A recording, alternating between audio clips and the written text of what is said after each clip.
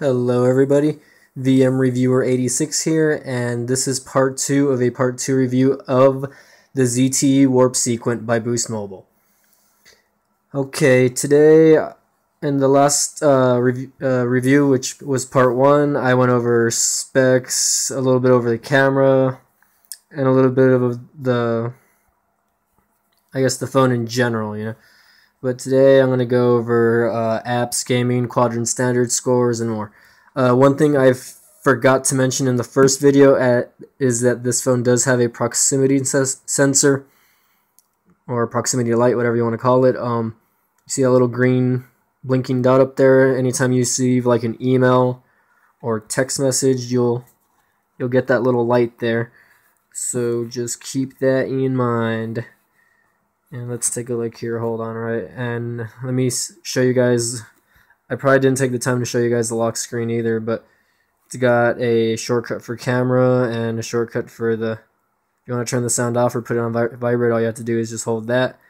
And it's not swipe. You just kind of have to hold it down like that, and it unlocks. And I sent myself an email so you can see the proximity light there, and it just says "What's up." So, and let's see if I have a little email widget. Let's go ahead and run a quadrant standard score benchmark really quick, and get that out of the way really quick. As said in the first video, this phone has a 1.4 gigahertz Qualcomm Snapdragon processor with 768 megabytes of RAM. So keep that in mind that it's not the fastest mid-range phone out there. It's probably one of the best looking mid-range phones in my opinion, though. Just the way it feels in the hand, and the screen, it kind of grew on me a little bit actually. The screen was a lot better than what I had originally stated in the last video. But I still am a little skeptical about this phone. For a phone that has a 1.4 gigahertz processor, it is a bit stuttery. So keep that in mind. If you want something that's gonna be blazing fast with no lag. Sorry about that.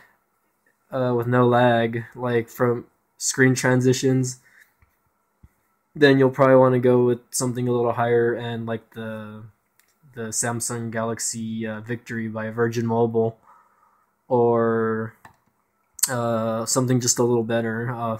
Can't give you an example right now. I can't think of a phone off top of my head, but as you can see here, doing the visual graphics part of this, and here we go. Okay. Let's see if we can get this on video. Maybe not, because the camera's not that great. But, and here we go. Wow, okay, this is a surprise. It scored a 1,629. You can't really see it there because the resolution on my camera kind of blows. But it scored at the very bottom, and that's kind of disappointing because the last couple of benchmarks that I took, it was a little up here, but take it with a grain of salt that these quadrant standard scores are somewhat indicative of what you do on daily use with the phones. But that's a little disappointing. The last review unit that I did, which was the Samsung Galaxy Rush, scored around a 2200. So for this phone to score a 1500 with a better processor, yeah, is just really dumb in my opinion.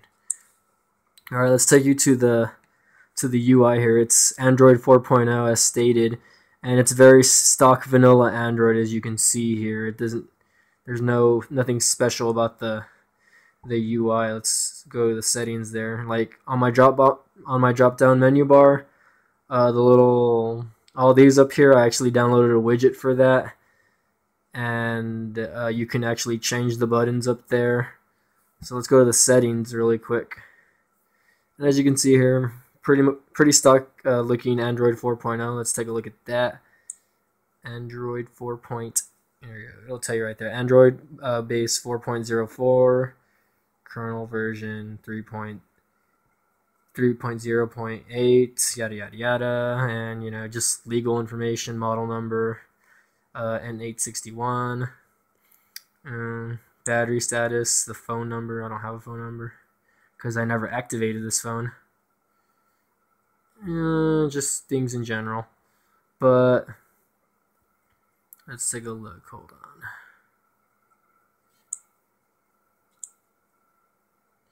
Okay, so back to the I guess, as you can see, like I said, it's a very stock version of Android, and if you guys are into theming and user interfacing, like if you guys know how to do all of that, then I recommend it. I downloaded Nova Launcher for this phone, but honestly, like I said, the phone seems to be a little stuttery, like screen transition wise. It doesn't work very well. But when I'm running games and other things, you notice kind of a big difference from that to that, because when you're running apps, the phone seems to run a little better.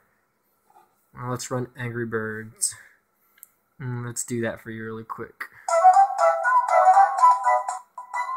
There we go, let's lower that. Yada yada yada, okay. And I had already played some games here. Let's exit the ad.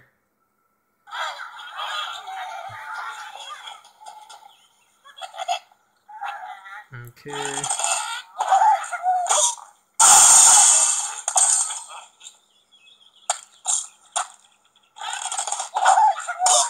So gaming's not too bad. I mean, Angry Birds and Temple Run work pretty decent. I haven't experienced any major issues with gaming or anything like that. Oh.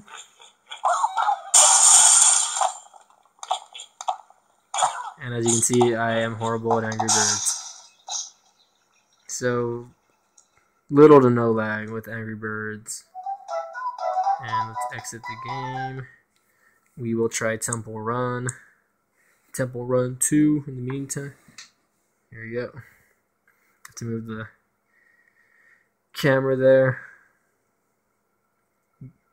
Give it a little time to start here. A lot of people are going to ask me, does this phone work with Instagram? Yes, this phone works with Instagram. But to take pictures on in-apps, and I'll show you that later, you need to have an SD card, which I do not have installed right now. But let's take a look at Temple Run 2, guys. One of the top downloaded games. Jump. I'll just give it about 30 seconds to a minute there on Temple Run. It's not too bad though.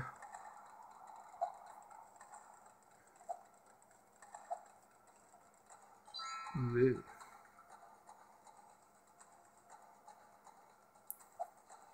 Pretty decent as far as the swipe gesture goes. It's picking up everything that I'm doing. And I just jumped over that even though I was supposed to go underneath it. Alright, let's try to collect coins. Oh, and I fell off. Okay.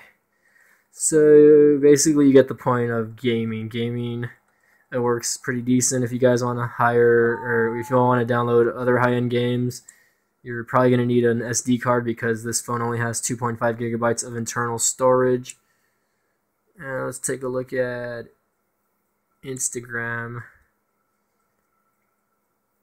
And like this photo, probably, if I haven't already, but I'm not following too many people. My Instagram for this is VM Reviews. So if you guys want to follow my Instagram, basically. Oh, the phone's trying to activate itself again. Sorry, I haven't activated the phone, and I plan to resell this unit. So look at that yummy pizza. But as you can see, there's the photos of the BlackBerry 10, Z10, or whatever you want to call it. And Instagram works pretty good. I mean, you can see there I'm running on Wi-Fi, but it seems to load pretty quickly. Nobody's following me, so if you guys want to, please follow me on Instagram. That is my tag name, VM Reviews, or at VM Reviews.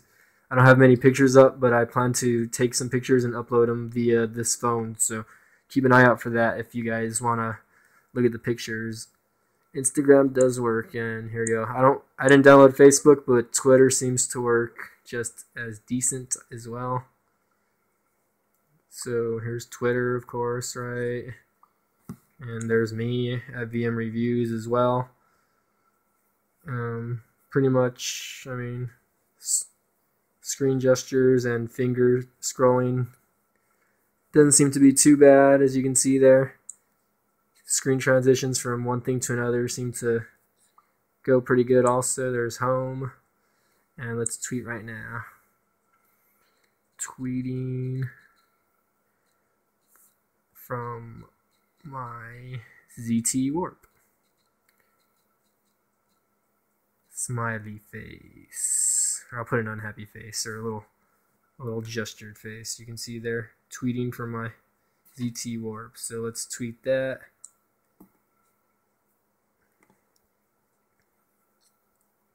And there you go, tweeting from my ZTE Warp. So you guys can follow me at VMReviewer86 on Twitter, or search for me, VM Reviews. Okay, let's test out the browser now. We're already hitting the 12-minute mark, so I want to kind of get through this because, well, you know. Oh, by the way, I want to thank Leanna for messaging me about this phone. You get to watch this video. I appreciate the messages and the questions about the phone. Not a lot of people have, and I appreciate that. So just thanks again for the message, okay? And about the questions about the phone. So let's start up Google Chrome here, and Chrome for me was actually not that great for whatever reason. Let's see. Let's get out of there. New tab. Here we go. We'll do phonearena.com first.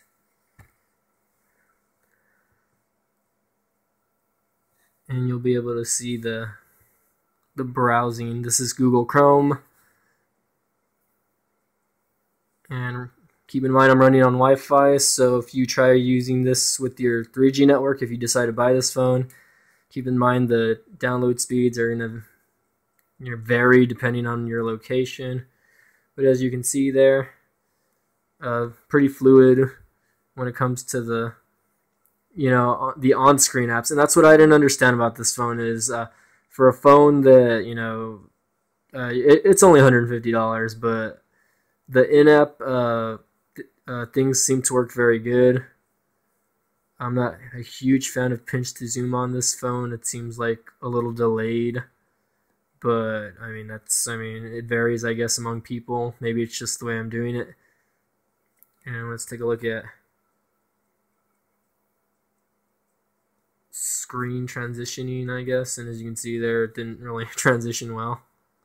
There we go. Okay, hold on. Sorry, it's, I guess, catching up. Alright, let's try that again. There you go. So, lettering is a little readable if you have your glasses on, or if you have glasses. If not, you can just double tap and go left to right if you choose to do so. So take that with a grain of salt to that. Every website's different, so. And we'll try Phone Dog now. Aaron Baker, if you see this, I'm a huge fan. So follow me on Twitter or subscribe to my videos. Alright, and Phone Dog, as you can see, seems to run okay. Here we go. We'll click this one, which has a video. See how long that takes. Let's see if it plays the video from here, or if it just takes you straight to YouTube. Hold on, let's take a look at that. Okay, that's not the one I wanted to click. Give me a second. Give me a second, please.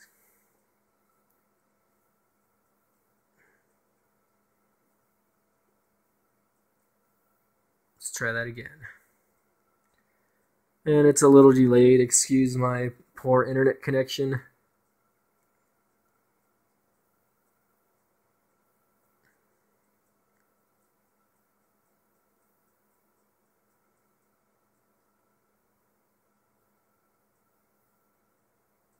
See, now it's not even wanting to load.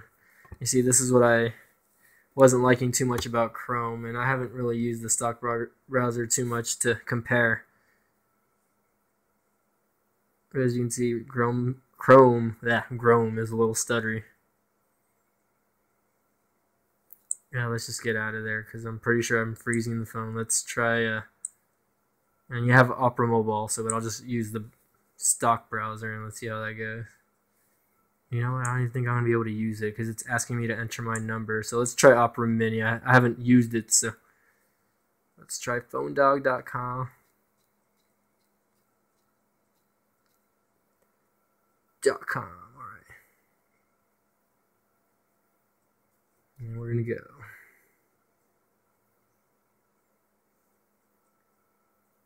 I like using Opera Mobile sometimes because you can set up different, websites. And you don't have to deal with all the bullshit that Chrome does because you can just access them a lot easier, and window mode is a lot easier in my opinion also. Okay, so let's try clicking this again.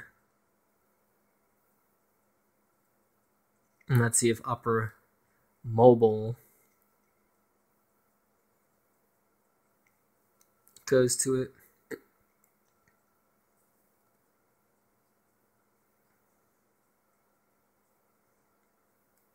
And yeah, I guess it's not going to be able to play the video. It says plugin content, which I do not have downloaded yet. So, okay, basically you get the point. I mean, I was trying to play video, but it didn't work. So, I guess that's it about this phone. I guess before we finish off, let's just show you guys the stock apps that it comes with. It comes with an alarm, the browser, calculator, calendar, call log. And it's trying to activate again. Yada, yada, yada. Okay. I think I had to download Chrome, actually. Downloads, camera, email, file manager, your gallery, Gmail, pretty much basic Google stuff. It doesn't come with a lot of bloatware.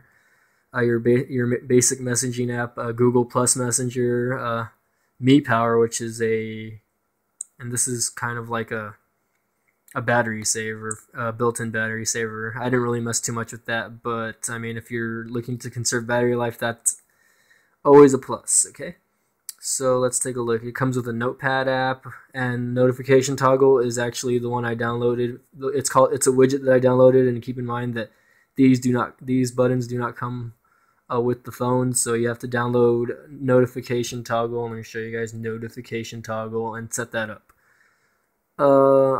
The phone, playbooks, pretty much basic Google stuff, sound recorder, Google Talk, Task Manager, and, voice dialer and voicemail, and other things like these with your video player. So, and your widgets, let's take a look. Not too many widgets that came with this one, actually. Just bookmarks, calendar, direct contacts, email, Gmail, file manager, map locations, Google Plus, your music players, Twitter, power control, which I didn't even use. I mean, that's a nice. That was pretty much a widget that you only used with Android 2.2 or 2.3, so not necessary anymore. But I guess that's it for the video. Would I recommend this phone to you? For a $150 phone, if that's what you're looking to spend, I would definitely get this phone. But if you're looking for something a little better, you might want to try looking elsewhere, I guess. And here, let me see if I can get a better shot of the phone there. Physically, the phone feels good in the hand, as said before. There's no physical camera button. It's not a bad looking phone to begin with. But like I said, if you're looking for something a little higher end, you might want to look elsewhere. But this is a good phone for $149.99 off the Boost Mobile network. Thanks for watching, and please subscribe to my videos. And thanks again for watching.